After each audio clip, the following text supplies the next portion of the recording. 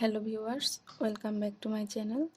তো আজকে আমি অল্প কিছু উপকরণ দিয়ে খুব সহজ একটি রেসিপি বানানো শেখাবো। তো এটি হচ্ছে পাউরুটির রসমালাই। এই পাউরুটির রসমালাইটি ঘরে থাকা অল্প কিছু উপকরণ দিয়ে বানানো যায়, আর এটি বানাতে খুবই অল্প সময় লাগে। তো চলুন দেরি না করে ভিডিওটি শুরু করি। প্রথমে আমি এই পাউরুটির রসমালাইগুলোকে বানানোর জন্য এরকম সাইজের কিছুটা পাউরুটি নিয়ে নিচ্ছি। আপনারা চাইলে যে কোনো পাউরুটি ইউজ করতে পারেন।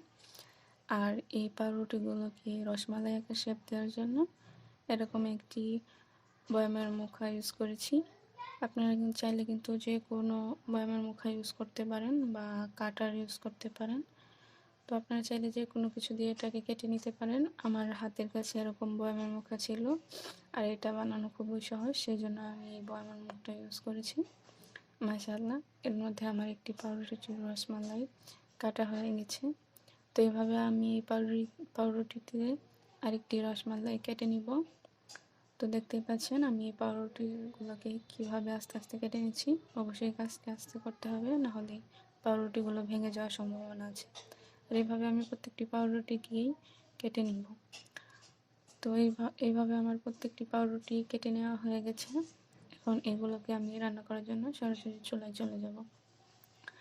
আর এইখানে চুলায় আমি একটি প্যান বসিয়ে নিয়েছি, আর প্যানে দিয়ে দিচ্ছি 1/2 লিটার লিকুইড মিল্ক। আপনারা চাইলে যে কোনো ব্র্যান্ডের মিল্ক ইউজ করতে পারেন বা গরুর দুধ ইউজ করতে পারেন। আমার হাতের কাছে এটাই ছিল, সেই জন্য আমি এটা ইউজ করেছি।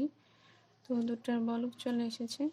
এখন আমি এই দুধটার ভিতরে দিয়ে দিচ্ছি 3টি সাদা এলাচ, আরও দিয়ে দিচ্ছি 1 টেবিল চামচ মিল্ক পাউডার, আরও দিয়ে দিচ্ছি 1/2 কাপ চিনি।